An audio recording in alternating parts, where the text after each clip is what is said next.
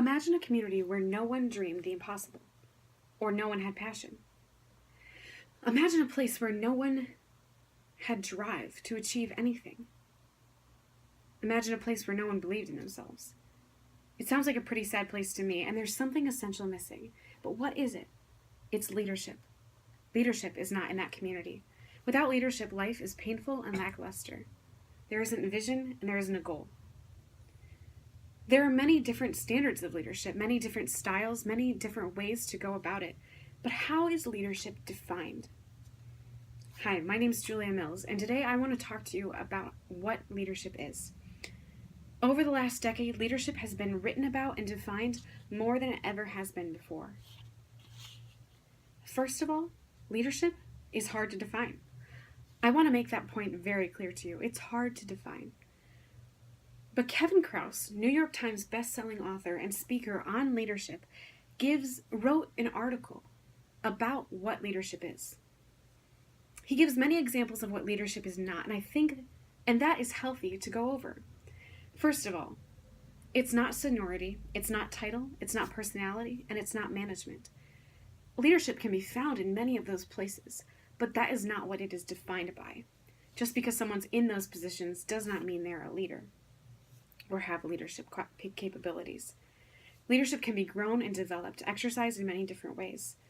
Krause says that leadership is social influence, others, maximizing effort, and working towards the goal. Combining all of those things creates and defines what leadership is. That definition of leadership is great and understandable and easy to see, but it doesn't discuss it in depth. Paul Myers, another author about leadership, wrote the book The 5 Pillars of Leadership, and it dissects the definition of leadership well. He talks about 5 attributes of leadership. First of all, he says, crystallized thinking is essential to being a leader. This is taking a leader's dream, and putting practical steps to achieving the dream. Leaders have to be able to dream, and they have to be able to get to the end of the dream.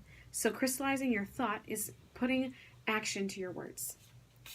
The second pillar is planning and balancing, writing down your goals to achieve, making your dreams a reality. It's much more likely to get your dreams done if you write it down.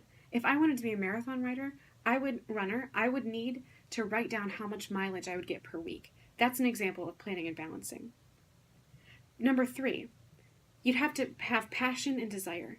Myers says that it is absolutely vital for a leader to have passion, and they cannot be a leader without it. There's a desire to achieve within leadership, and passion goes forward regardless of what's in the way. That's what brings people along. Passion is so important because without it, you can't get people there. If I wanted to run a marathon with my friend, in order to have leadership skills in that capacity, I would need to be passionate about running this marathon and excited. And I would encourage my friend to get up and start running and achieving our goals together. That's an example of passion and desire. The 4th pillar is confidence and trust. Leaders believe in themselves, but they also believe in their teammates. This is incredibly important, Myers says, to know who is on your team, what their skills are, and how to empower them. By displaying confidence and trust in your team, you have excellent leadership skills. The 5th pillar of leadership is commitment and responsibility. Leaders don't quit. They don't even think of quitting. Quitting is never an option for leaders, and they stick to their dream and to their vision until the end. The final point that Myers said is that leadership is a journey. You're not just going to wake up one day and achieve all of these things, but it's a process of getting there and learning and growing throughout all of it. Myers' book dissects leaderships in a clear and understandable way, and it goes hand in hand with what Krause says. But there's one more final aspect to cap off what leadership is. Leaders need personal style. Lisa Orrell, leadership and career coach for millennials, mentions that this is so important. Oral's as a personal brand is being known specifically for who you are and what you're about.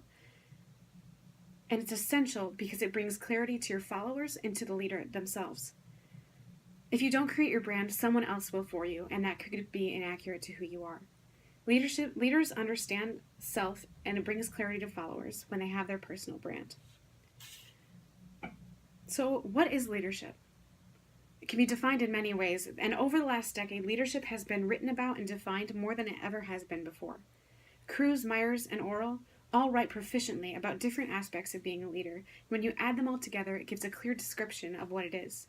Now think about that community, and if it had people who had leadership skills in it, it would be a totally different place. Goals would be achieved, and people would be able to dream big beyond what they thought was possible. Thank you.